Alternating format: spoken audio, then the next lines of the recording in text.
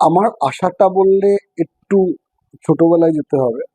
কারণ আমি ক্লাস 6 থেকে গ্রুপ থিয়েটার করি এবং সেই গ্রুপ থিয়েটারে যারা দাদারা ছিলেন আমার সিনিয়র, আ তাদের মাথায় সিনেমা করার একটা ভূত চেপেছিল এবং তারা ১ম শুটিং আরম্ভ করে নিজেরাই একটা ক্যামেরা জোগাড় করে।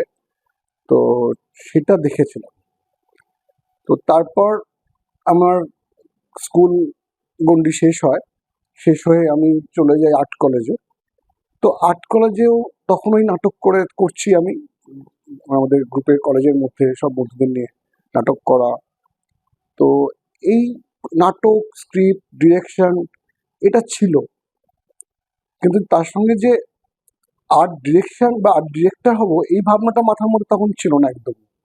মানে আমি ইন্ডাস্ট্রি এসে হয়তো ডিরেক্টর হব বা অভিনয় করব, এরকম একটা মাথায় ছিল।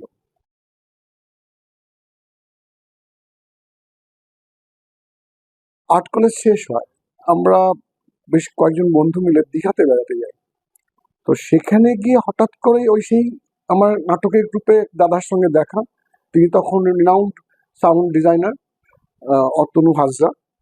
তো তাকে দেখে আমি যে এরকম তুমি এখানে, তো বললো যে আমরা একটা সিরিয়াল শেষ করেছি, আমরা সবাই মিলে এসেছি, আমরাও আর্ট কলেজ শেষ করেছি, আমরাও সবাই এসেছি।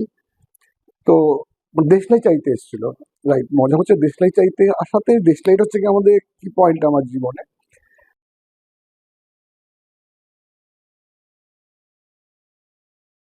তো বললো যে এরকম আর্ট ডিরেক্টর এসছে, আমি হঠাৎ করে তাকে জিজ্ঞাসা করলাম।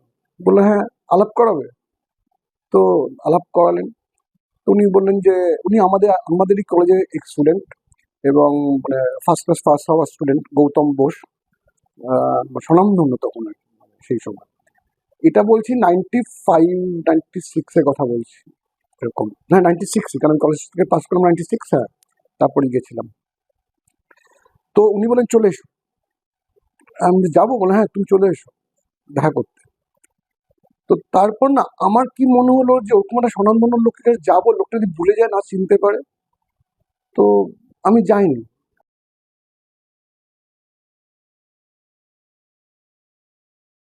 তারপর আবার ছবি আঁকা শুরু করি আর্ট কলেজ থেকে বেরিয়ে। ওই গ্যালারি গ্যালারি ঘুরে বেড়াচ্ছি এক্সিবিশনের জন্য। তারপর হঠাৎ করেই ওই আরেকজন সিনিয়র দাদা আমার গ্রুপের, স্নেহাশিস চক্রবর্তী, তার বাড়িতে আমার দেখা। কারণ স্নেহাশিস দা তখন স্ক্রিপ্ট লিখতে শুরু করেছেন, আর এই গৌতম বাবু তখন আর নিজের ছবি করবেন বলে ওনার বাড়িতে এসেছিলেন।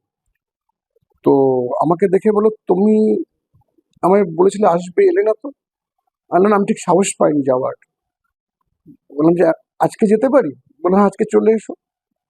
তো সেই দিনটা আমার জন্মদিন ছিল, 23শে মে 1996। এবং আমি স্নেহাশিসদাকে আমি প্রণাম করতে যাই, প্রতি বছর যেতাম তখন। তো সেই দিনই আমার যাওয়া প্রথম, গৌতমদার সঙ্গে দেখা, এবং সেই দিনই আমি লিস্টে প্রথম পা রেখেছিলাম।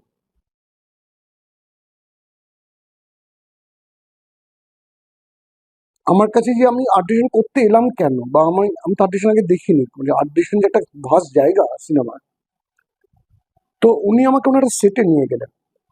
তো হোপফুলি সেই সিরিয়ালটার নাম ছিল স্বভূমি বা এরকম কিছু। তো ফ্লোরেরটা যে সেটটা রেডি হয়েছে, যে কাঠ আর কাপড়, তখন কাপড় দিয়ে হতো, মানে সেটের মানে বাটামের মধ্যে কাপড় লাগিয়ে তারপর কাগজ লাগিয়ে সেট তৈরি হতো। কাপড়টা কালো, মানে বিভৎস ময়লা ধুলো পড়া, ঝুল পড়া একটা কাপড় আর বাটাম। আর যখন ঢুকলাম দেখলাম রাজপ্রাসাদ তৈরি হয়ে গেছে। ওইটা দেখে আমার মনে হলো যে এটা আমায় শিখতে হবে। মানে তখন আর্ট ডিরেক্টর হব কি হব জানি না আমি, কিন্তু এই মিডিয়াটা আমায় শিখতে হবে যে এরকম জিনিস দিয়ে এরকম একটা ঝা চকচকে প্রোডাক্ট যে রিপ্রেজেন্ট করা যায়। এটা তো একটা মিডিয়া, এটা তো আর্ট মিডিয়া একটা, মানে এটা আমায় শিখতে হবে। তো সেইখান থেকে গৌতমদাকে বললাম আমি আসবো। গৌতমদা আমাকে তখন মজা যায় না, আমাকে বলেছেন যে কার্ডের কথা বলবে না, আর পেমেন্টের কথা বলবে না। আমি বললাম যে না, আমি বলবো না। বলে দেখো, আর্ট কলেজ ছেলেরা থাকে না, কারণ এত হার্ডওয়ার্ক এই জায়গাটা, তো তারা পালিয়ে যায়। তো ওই জন্য আমি তোমাকে প্রথমেই বলে রাখলাম, তুমি থাকো, তোমার জন্য আমি আছি, তোমাকে আমি সুযোগ দেবো। এবং সত্যি গৌতম দা, আমার মনে আছে 4 দিনের মাথায় আমাকে একটা লেআউট ফেলে বলেছিল যে এই সেটটা লাগাও গিয়ে। তো এই ভরসাটা অন্তত 4 দিনের মাথায় ওনাকে আমি আনতে পেরেছিলাম যে আমি পারবো।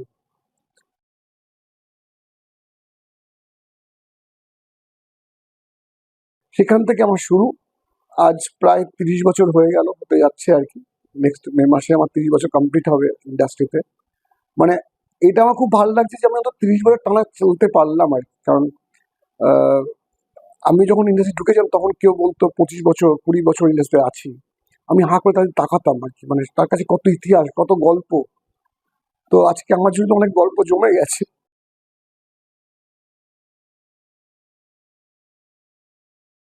যেমন আমি গৌতম দাদায় ঢুকলাম যখন, প্রথমে তো একটা সিরিয়ালের সেট ফেলার একটা অভিজ্ঞতা তৈরি হলো। আমি দেখতাম দাদা কি করে স্পেস ডিভিশন করছে, এবং মজা হচ্ছে তখন সিরিয়ালে জানতে পারলাম যে আমাদের একটা সেট তৈরি হয় এবং সেটা মানে সারা বছর ধরে ওই সেটটার মধ্যেই শুটিং চলে, এবং যত ফ্যামিলি আসবে না কেন ওই সেটটার মধ্যেই তৈরি হবে। তার জন্য না একটা ফোর্থ, আমি অনেকগুলো শব্দ নতুন জানতে পারলাম, যে ফোর্থ ওয়াল শব্দটা জানতে পারলাম, গালা একটা শব্দ জানতে, গালা কি হচ্ছে মানে একটা ঘর থেকে আরেকটা ঘরে যাওয়ার যে স্পেসটা আমরা যে ছাড়ি, সেটাকে গালা বলা হয়। আর সেটা যখন আমরা কোনো ওয়াল দিয়ে বন্ধ করি সেটাকে আমরা ফোর্থ ওয়াল বলা হয়।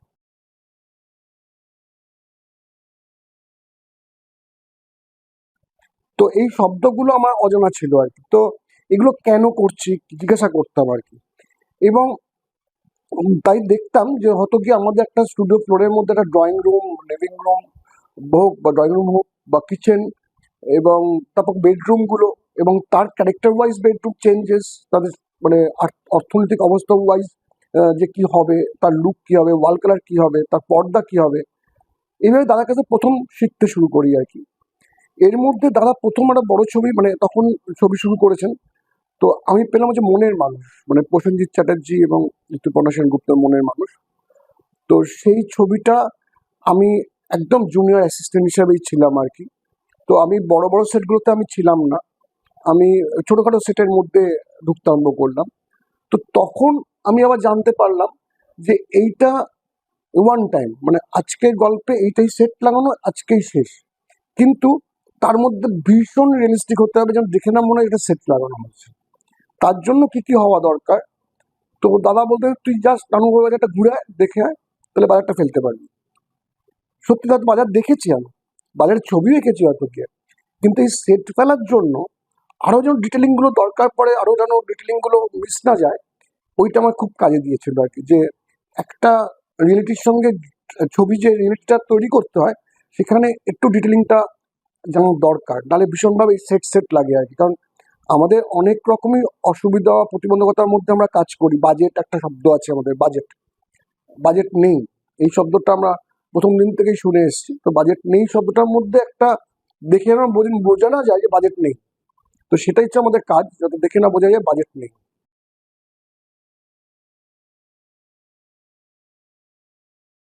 আমার প্রথম অভিজ্ঞতাটা এই কথাটা বলছি এই কারণে, কারণ তারপর তো নিজে প্রচুর কাজ করেছি। মানে আমার তো আজ মনে হয় হাজারখানা বিজ্ঞাপন হয়ে গেছে মনে হয় আর কি, মানে যা করেছি আর কি।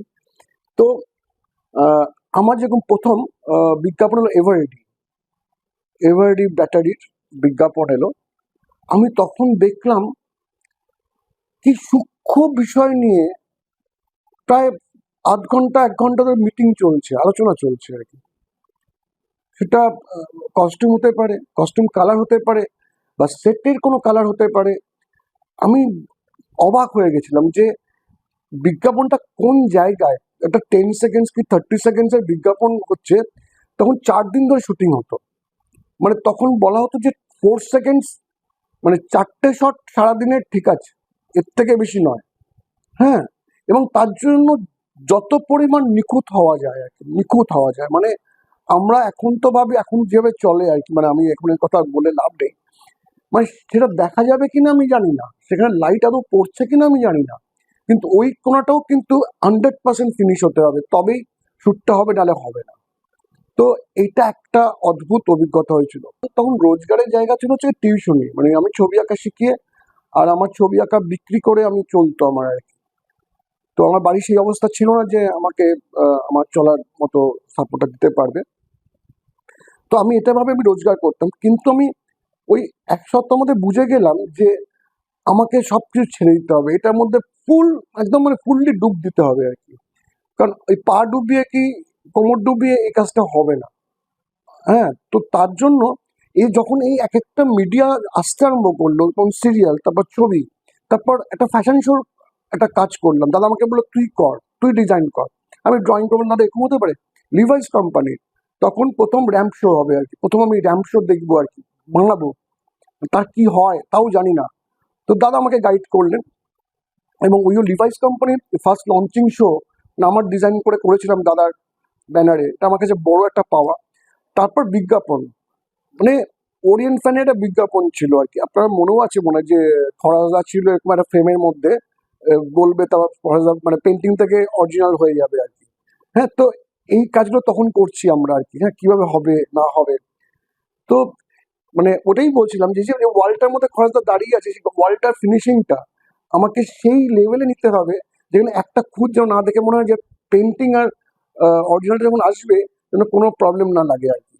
তো এই ব্যাপারগুলো আমার কাছে খুব শেখাচ্ছিল, এবং আমার শুরুটা মানে আমি যখন নিজে ইন্ডিপেন্ডেন্টলি কাজ শুরু করলাম, তখন কিন্তু বিজ্ঞাপনটাই আমি প্রথম শুরু করেছিলাম, কারণ বিজ্ঞাপনটাই একমাত্র জায়গা যেখানে ভালোভাবে কাজটা শেখা যায়, এবং মানে কাজটা শেখা যায় মানে পারফেকশনিস্ট হওয়ার জন্য আমার মনে হয় প্রথমে মানুষের মানে আমার প্রফেশনে যারা আসে তাদের বিজ্ঞাপনটা করা খুব উচিত আর কি।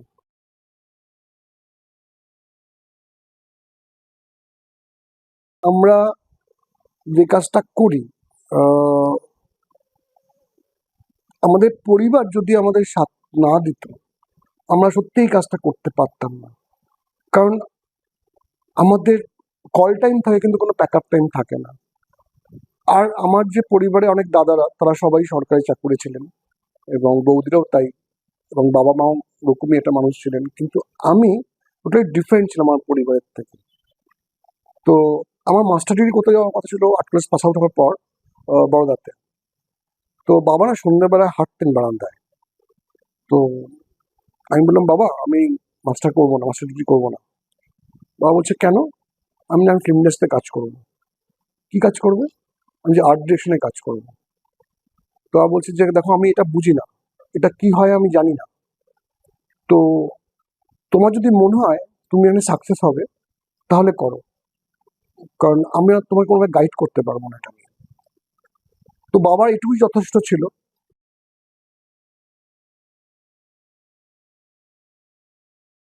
সেকেন্ড থিং, এই যে আমি আর্ট ডিরেকশন করি, এটা না আমার বাড়ির লোক কিছু বুঝতো না যে আমি আর্ট ডিরেকশন কি করি। একদিন আমার মনে আছে মা আমাকে বলছে এরকম, তুই কাজ করিস না এখন আর, এরকম। আমি কেন বলছো বলতো? না, তোর তোর ছবিগুলো সেটে দেখতে পাই না। বললাম যে আমার ছবি সেটা দেখতে পাবো না মানে এটা কি? বলি তুই তো ছবি আঁকিস নাকি? বললাম যে না না না, আমি ছবি আঁকি না, এই যে পুরো দেখছো ঘর বাড়ি সাজানো, ফার্নিচার লাগানো, এগুলো হচ্ছে আমার কাজ। মা মা প্রথম জানলেন যে আর্ট ডিরেকশনটা কি, মানে আমি দেয়ালে যে ছবিগুলো লাগানো থাকতো মা জানতো যে ওইটাই আমি করি আর কি।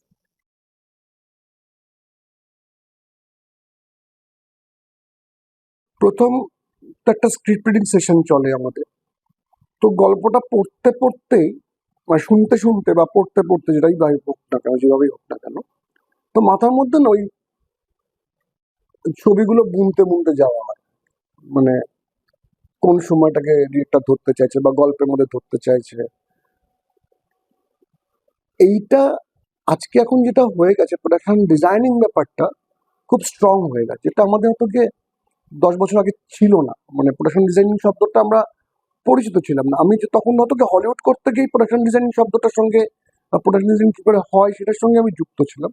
কিন্তু কলকাতায় যেভাবে আমাদের ছবি হয় বলতে হয়, বা যে সময় নিয়ে হয়, তাদের প্রোডাকশন ডিজাইন করানোর জন্য যে সময়টা দরকার লাগে সেটা আমাদের কাছে ছিল না। তো এখন না সেটা ভীষণভাবেই একটা মানে আহ, খুব প্রয়োজনীয় জিনিস হয়ে দাঁড়িয়েছে, যেটা প্রোডাকশন ডিজাইনেও দেখে বোঝা যায় এটা কিভাবে হচ্ছে।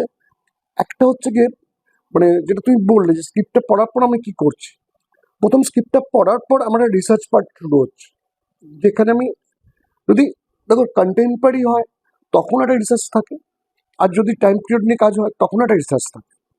তো কঠিন যেটা হয় সেটা হচ্ছে টাইম পিরিয়ড নিয়ে যদি কাজ হয়, সেটা 2000 সাল হতে পারে, সেটা 1970 হতে পারে, কি 1950 হতে পারে, বা 1900 সালের হতে পারে। তো সেটা একরকম। এই রিসার্চ পার্টটা যখন করছি তখন কিন্তু কনস্ট্যান্ট কালার প্যালেট তৈরি হতে যাচ্ছে, যে এই চরিত্রটা এরকম, বা এই ইকোনমিক স্ট্যাটাসটা এইরকম, বা টোটাল ধরো গিয়ে ফ্যামিলির মধ্যে এই ছেলেটা বা এই চরিত্রটা সে একটু ডিফারেন্ট।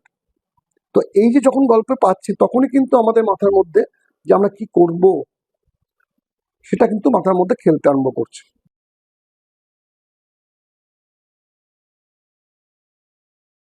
আমাদের যে যিনি ডিওপি থাকেন তার একটা বড় ভূমিকা থাকে, কারণ সেখানে না ডিরেক্টর, ডিওপি আমার তিনজনের একটা কম্বাইন্ড একটা অর্কেস্ট্রা তৈরি হয়। কারণ ও একটা ধরো কি বলে রাখছি যে লুক ফিল তৈরি করতে আরম্ভ করে। তো সেই লুক ফিলের সঙ্গে আমার লুক ফিল কোথায় মিল খাচ্ছে বা কোথায় মিল খাচ্ছে না, বা ডিরেক্টরের ভিউজে কোনটাকে বেশি প্রেফার করছে, এই আলোচনার মাধ্যমে আমরা একটা মাস্টার পিপিটি তৈরি করি, যেখানে সবার ইনপুটটা রয়েছে আর কি। এবং আরেকটা জিনিস আমি স্ক্রিপ্ট পড়ে যেটা প্রথম খোঁজবার চেষ্টা করি,